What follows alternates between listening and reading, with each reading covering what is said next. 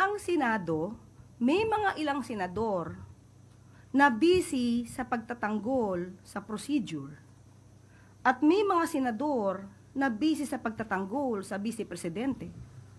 Ang Pangulo po ay busy sa pagtatrabaho. Gusto niya sana, katulad ng ating sinabi kanina, maibigay ang mababang presyo ng bigas, makapagbigay ng mababang presyo ng mga pangunahing bilihin sa merkado, at maibisan ko ano pong paghihirap ang naranasan ng ating mga kababayan sa ngayon. Yun po ang focus ng ating Presidente. Hindi po niya pinapansin sa ngayon kung ano nangyayari sa Senado, dahil ang trabaho po ng Senado, kung ano man po ang mangyari dyan, sila naman po ang mananagot sa taong bayan. Ay, ma'am, magandang hapon po. Ma'am, ano po yung masasabi ninyo dun sa naging hakbang ng Senado last night to remand yung articles of impeachment at ibinalik po sa Kongreso? Mensahe ba ng Pangulo? Wala po, alam naman natin, ulitin natin, kung tungkol sa impeachment ang pag-uusapan. Ang Pangulo po kasi, kung tutusin nyo, ngayong umaga, ang dami niyang pinuntahan. So, kung ang Senado, may mga ilang senador na busy sa pagtatanggol sa procedure at may mga senador na busy sa pagtatanggol sa Vice Presidente, ang Pangulo po ay busy sa pagtatrabaho. Gusto niya sana, katulad ng ating sinabi kanina, maibigay ang mababang presyo ng bigas, makapagbigay ng mababang presyo ng mga pangunahing bilihin sa merkado, at maibisan ko ano pong paghihirap ang naranasan sa ngayon kung ano nangyayari sa Senado, dahil ang trabaho po ng Senado, kung ano man po ang mangyari dyan, sila naman po ang mananagot sa taong bayan. But, ma'am, as a lawyer, aren't you concerned of the worries of other lawmakers na that this might lead to constitutional crisis? Mm-hmm. As a lawyer, opinion ko na to ha. Okay. For me, depende po yan eh. Depende. So, ang pagre-remand back, dahil yan naman ang pagdesisyonan nila, may punto po kasi na kung meron lang sila naguguluhan, they can ask the House of Representatives, ano ba to?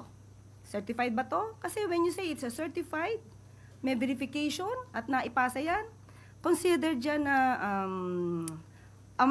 may presumption yan of regularity. Ba? So, it can be an issue during the trial if they want. Pero to remand back, kung ano man yung kanilang adhikain, hindi po natin masasabi. Pero, since nasa kanila man yung po yung jurisdiction, ang Senado na po talaga ang maaaring mag-decision siya. Maraming salamat, Mase. Ivy Reyes. Good afternoon, Yusek. Follow-up lang po sa impeachment. May nasabi na po ba si President or ang palasyo sa usap-usapang dismissal ng impeachment? Tsaka, did he ever express any concern on the political effects he may face? Political effect that over he the may impeachment face. po. Ito naman, parang it will give a negative impact to the President because of the dismissal of the complaint against VP Sara. Ganun po ba yun? Hindi, I'm just clarifying. Pero negative impact kung madidismiss. Unang-una po, hindi po kasama ang Pangulo sa debate doon sa Senado. Makikita po ng taong bayan kung sino po ba kaya ang sumusunod sa procedure or sino ang naglalaro sa procedure para makaiwas o para maituloy ang impeachment trial. Sa Pangulo po, sa ngayon, uulitin po natin, hindi po kasi focus ng Pangulo ang impeachment, pero ayon din naman po sa Pangulo, ito po'y pangkalahatan.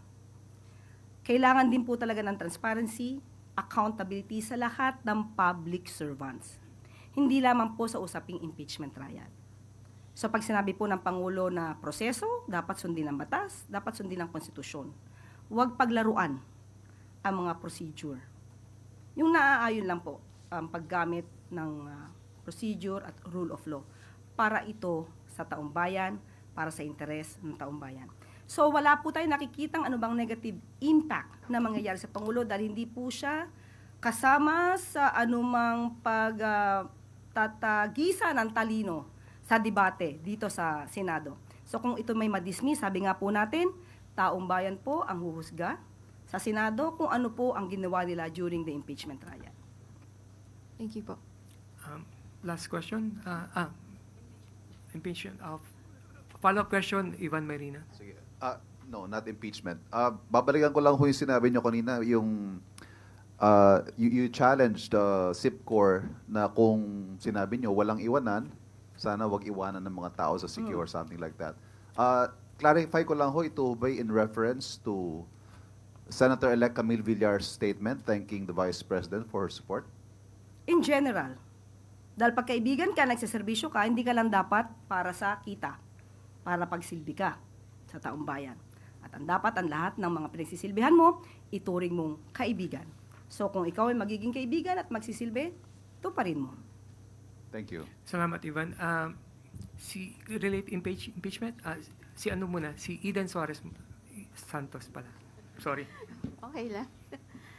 Yusek, yung, regarding po dun sa impeachment pa rin, ano, sabi niyo po, kailangan sundin yung procedure, yung konstitusyon.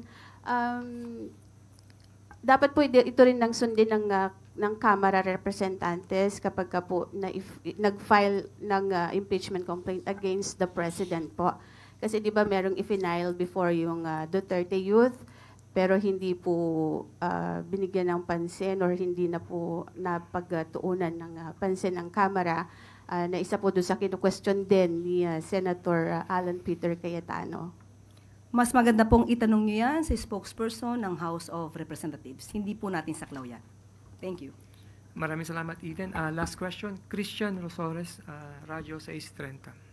Ma'am, balik lang po ako dun sa SIPCOR kasi nabanggit din po sa report na nagbabayad naman pala yung local authorities doon sa SIPCOR. Meron po bang figure kung magkano yung nalugi from the LGU side dahil nagbabayad sila at the same time hindi na fulfill yung duties ng SIPCOR dahil nga po nag-cause ng malawakang blackout? Sa ngayon po, hihingin ko po yung pinakadetalye. At ongoing pa po kasi yung investigasyon, yung mas malalimang pag-iimbestiga. Kapag ka po tayo ay nagkaroon ng pinakadetalye patungkol po dito sa pag-iimbestiga, ibibigay ko po sa inyo kaagad-agad. Thank you, Christian. Ma'am, last question na talaga to. Chloe Hofana, Business World. Good afternoon, Yusek. Meron na po ba tayong priority bills for the 20th Congress? Actually, marami po. Meron po mga priority bills na pag-usapan po to sa nakaraang LEDAC, Common Legislative Agenda. Nandito po, unang-una, siyempre, unahin po natin yung National Government Right Sizing Program at amendments to the Right of Way Act. Dalawa lang po ito sa pinakamahalagang dapat sana na maipataguyod na dahil malaki pong bagay kapag ito'y naisa batas, malaking bagay po ito para sa gobyerno. Nandyan din po yung The Konektadong Pinoy Act at pati po yung the amendments to the Universal Healthcare Act. So ilan lamang po ito. Marami po kasing batas na nais na maipasa, pero yan lang po muna ang aking maibabanggit dahil yan yung pinaka-importanting dapat sana na maipasa.